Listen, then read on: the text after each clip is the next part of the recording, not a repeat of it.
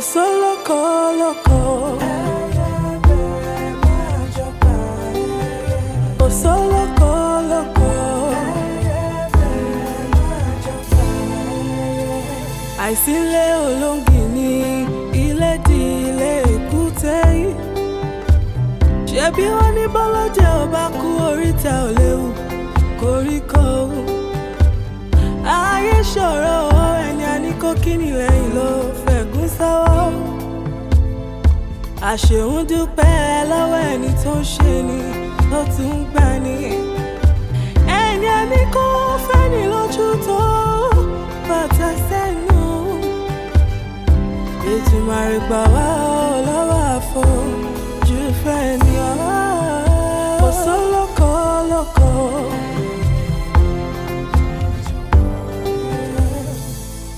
Bírọ̀bá lọ́lọ́gún ọdún ọjọ́ kan lòtítọ́ bá igi àbáfẹ̀yìntì ẹ̀gún ló fi ṣẹ̀ṣọ́. Ìmùtẹ́rí ẹni kà kò jẹ́ àlè gbóòórùn àṣebí o. Bí kò ilé ò bá pa ní tòde o lè wọlé tán ni o. Ìmùtẹ́rí ẹni kà kò jẹ́ àlè gbóòórùn àṣebí o. Ìmùtẹ́rí ẹni kà kò jẹ́ àlè gbóòórùn àṣebí o. Lóko lóko.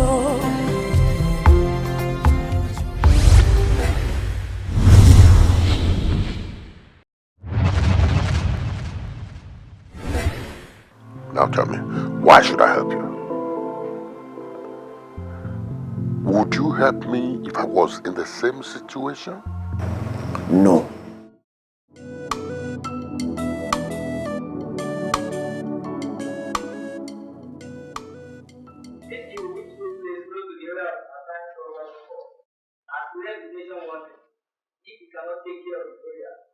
Oh, this is ridiculous. Rotimi, this is ridiculous. Yes, sir. To bá jẹ́ nǹkan tó ní ṣe pẹ̀lú àwọn citizen, it might look ridiculous. But it lè ṣẹlẹ̀ anywhere now. That's what I'm saying. You're very correct. Ó lè ṣẹlẹ̀ anywhere, but this is unfortunate. Ọ̀dọ̀ wa ló ṣẹlẹ̀ sí. Nǹkan tí mo wá expect kí wọ́n wá ṣe ni pé má kàn tọ́ka sí, wá nǹkan ṣe sí. You're correct, sir. Move it. I'll double up.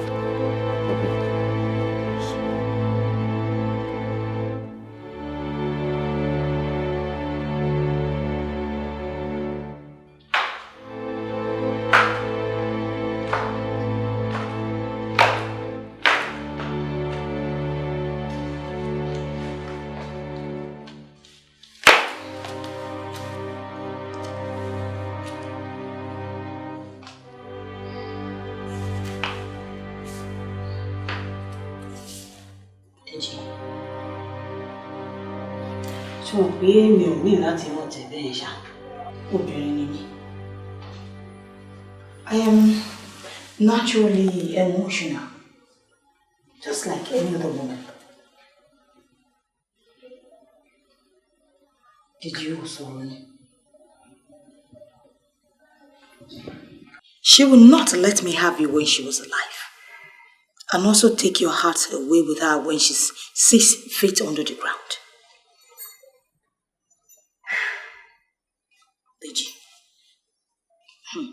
We have lovely family. We have 2 lovely children. And we have come a long way, Okomi.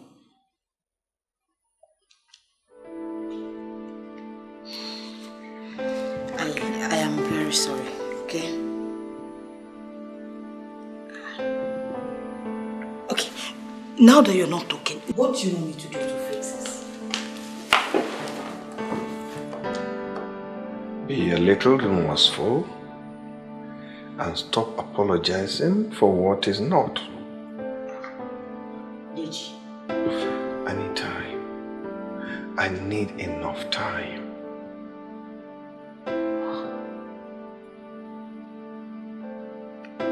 What?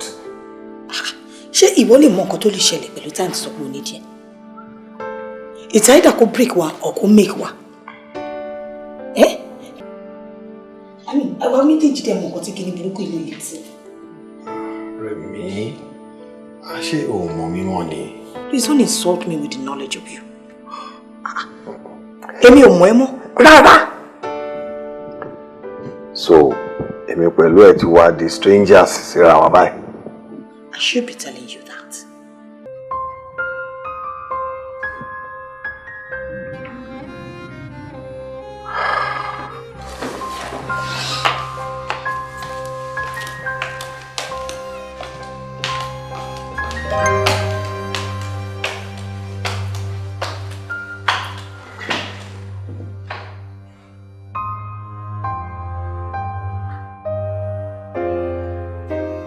Mo mọ̀ wípé àsìkò tí a wà yìí àsìkò ẹlẹgẹ́ ni bó tiẹ̀ jẹ́ wípé gbogbo wa ni àdúnú lórí ìṣẹ̀lẹ̀ tó ṣẹlẹ̀ àwọn aráàlú banújẹ́ àmọ́ ó dá mi lójú wípé tí a bá ní àwọn èèyàn tó jojú gbèsè ètò ààbò lórílẹ̀-èdè wa pàápàá jùlọ nípínlẹ̀ wa lágbègbè wa àtúmọ̀nàdókò.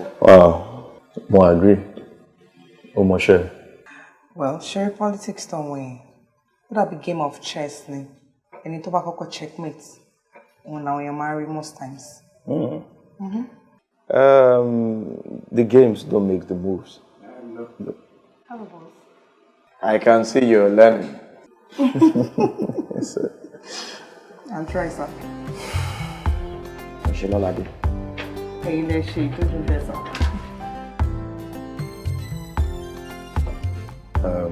The moves makes the game. Definitely. Morrison Constant, me also make one sense now people in Shirati. Of course. I did. Oh, there's a reply. Not yet. Why is it taking time? I don't know, but I think I will send them a reminder. Okay. I hope there's no mix up at all. This is really good though. Deji, mi ò mọ̀ why tí o mọ̀rọ̀ yìí ju bó ṣe yẹ lọ. Ọ̀rọ̀ Láolú là ń sọ yìí náà. He shouldn't be called Láolú. Ó yẹ kẹ́ máa pè ní Láolú the killer. And Ọlọ́run ayé yìí máa parẹ́ mọ́ lójú ni tó bá fi pé òun lè force mi kí ni sign of shares mi ní company yẹn just to for him to have enough evidences to prove his innocence. No. Wait, Deji. Ó dẹ̀ kó miss point kan ẹran ẹlẹ́tì. Láolú kan náà tá à ń sọ̀rọ̀ ẹ̀ olómèmí àti ẹ̀wọ̀ company yìí. So, ó ti ń jẹ́ kó dàbí angel. Ó bá máa rí rẹ̀ bí angel ni. Ó bá máa rí rẹ̀ bí wà pé òun ṣe mí ní favour.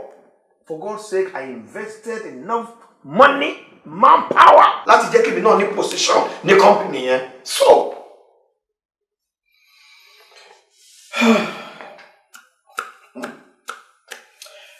but then tabanika wo báyìí kan tó o bá tiẹ̀ fẹ́ ṣe nítorí business partnership ṣó lè ṣe nítorí ọ̀rẹ́ ni for friendship. No. Lọ́ládé, come on. Ìgbà ọ̀la máa ṣe lè dá. Tó lè mú pé kò easy fún mi nù.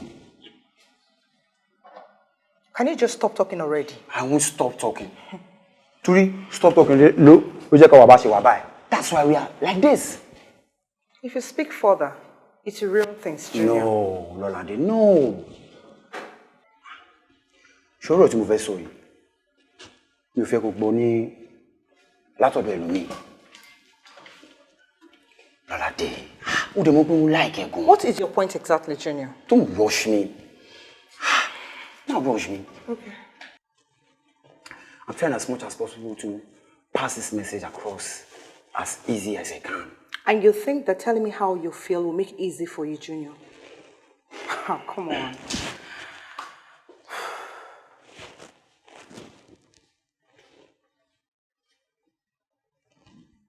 Look, Lọ́ládé, I want you. I want you standing here. I want you by my side, standing. There is no one, absolutely no one but you. You know, you're so funny. And you want me and you have been far away. I have not. Listen, let me finish. You want me for what exactly?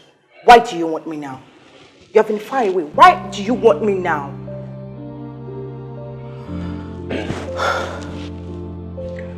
Because I'll be getting married soon. But I want my best friend by my side. Listen, Olade, I'll be absolutely gutted if you standing closed. Eh? Are you out of your mind? Like, can you just listen to yourself? Are you so dumb not to know what you want when it is even standing in front of you? What do you want me to do? Olade, you left me. You... Just... Olade. Come on.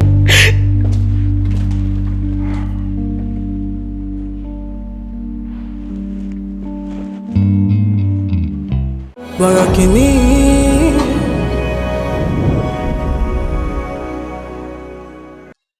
Laolu, did you refuse láti sign no?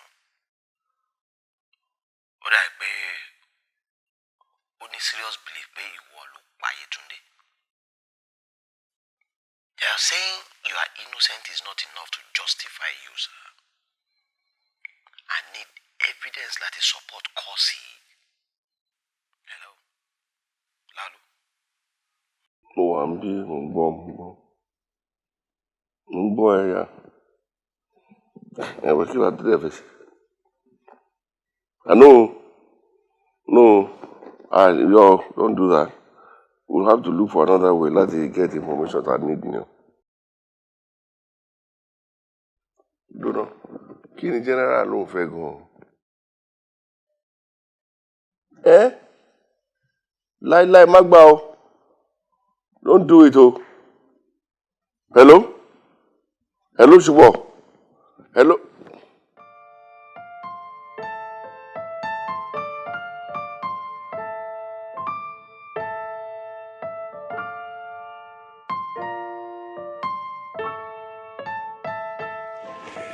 Sir, Barrister Thomas ti send file yẹn. Ṣé ẹ máa kọ́kọ́ go through àbí kí n... Yeah, drop it. Let's drop it.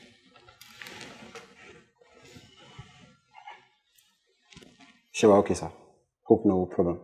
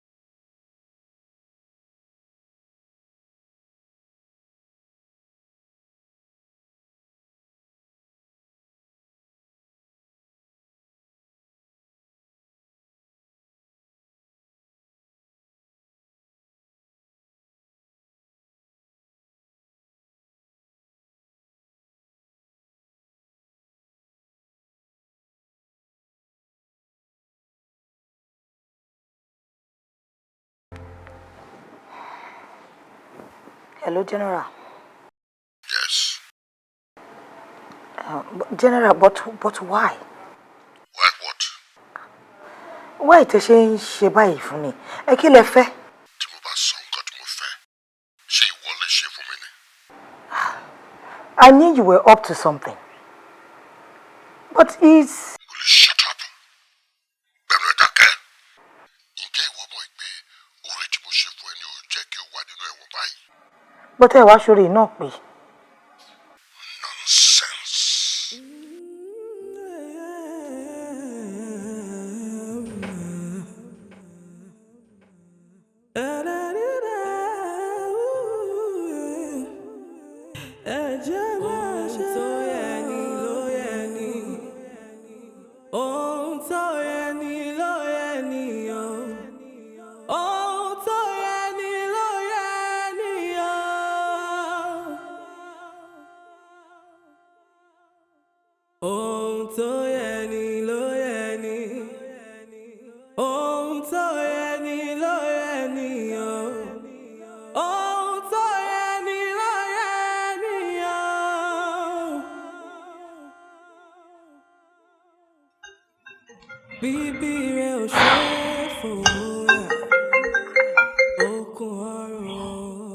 Hello? Oh, okay. You don't sound fine to me. I'll be fine. Sure. Yeah, I'm home. Okay. I will drop by. Alright, Oshay.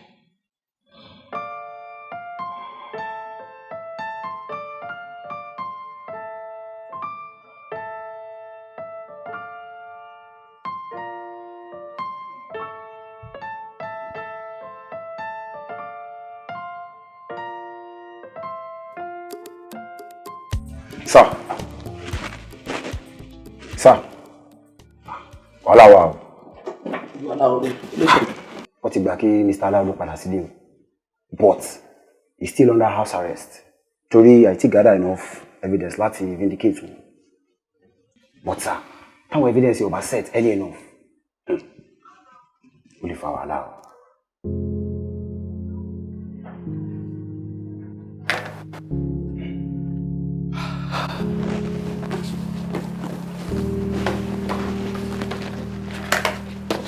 Borokini.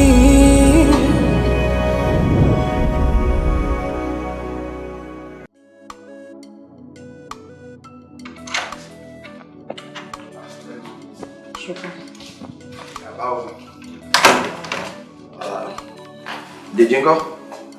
Listen, kí ló dé? Tí mo fi ń béèrè ọkọ ẹ. Kí ló ṣe? Mo fẹ́ rí ní Bolówà. Ẹ mọ̀ bí tó lọ. Well, màá jókòó dè náà ni. Mo ti pè nọ́mbà ẹ̀ tí kò lọ. Anyway, I got this for you.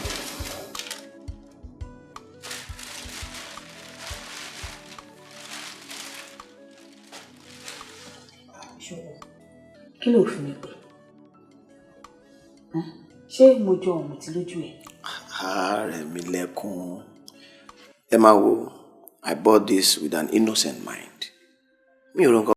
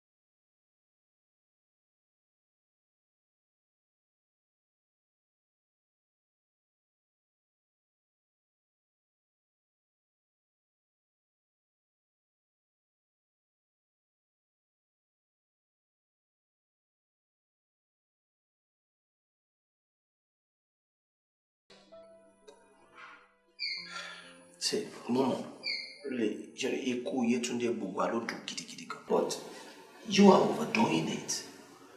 I don't know what you're talking about. I don't know.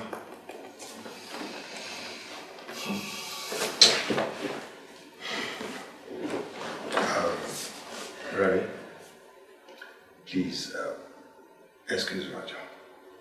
Please.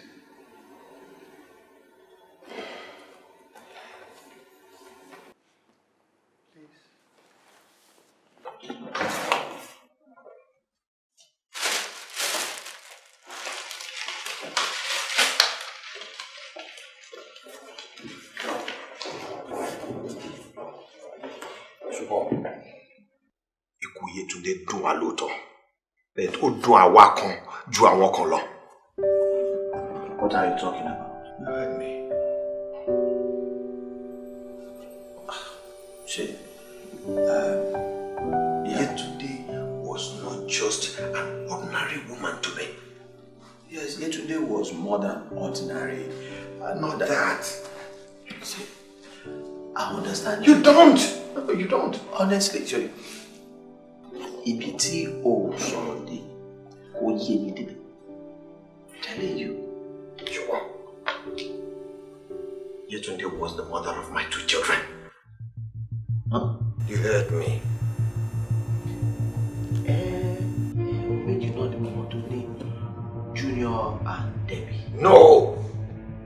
Fela and Lolade.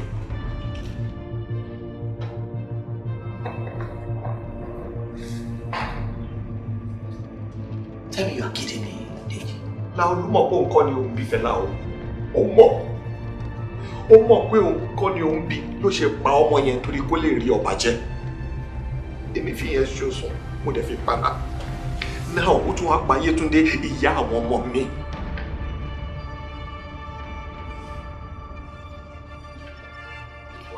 Wá ní kí n gbà láti sign document kan.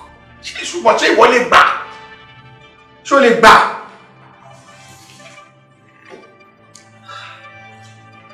So, ìwọ ni Yetunde bí àwọn ọmọ náà wò fún. Nobody should hear about that. I know. Laolu knows. Now you are knowing, and nobody else should know. Sir. Borokini.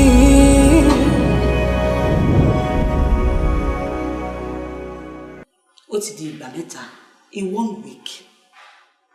Tẹ wá sí bíbá. Agbogbo ntẹ́dẹ̀ máa ń bèrè náà ju ṣé mo sùn dáadáa, ṣé mo ní rest. A man was murdered, Mrs. Remy. I mean, I feel like all anything to what wrong, you know, car turn every stone while investigating. Laolu cannot kill Yetunde. See, me ò sọ pé Laolu perfect, because ẹlẹ́ran ara náà ni, just like you and I. We have our flaws. So, but you see, what I'm driving at is, kò sí bí èèyàn ṣe máa pààyàn, kéèyàn tiẹ̀ máa. You see, this is what I'm saying. Báwo ló ṣe mọ̀? Because tí wọ́n bá pààyàn, there are some behavioral pattern tí wọ́n máa rí nípa ènìyàn bó ṣe ń ṣe sí. This is what I'm just saying.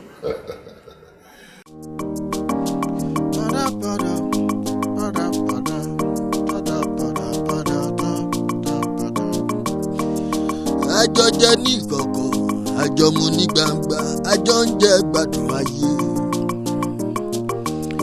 Imú o máa níka o, à ń gbóòórùn ara wa, ò jẹ́ agbóòórùn aṣebi.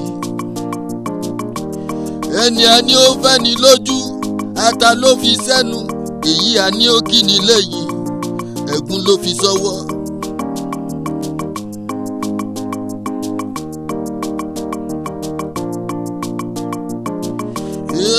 Ẹni a fẹ́ la mọ̀, a ò mẹ́ni tó fẹ́ ni, ara la mọ̀, a ò mọ̀nú.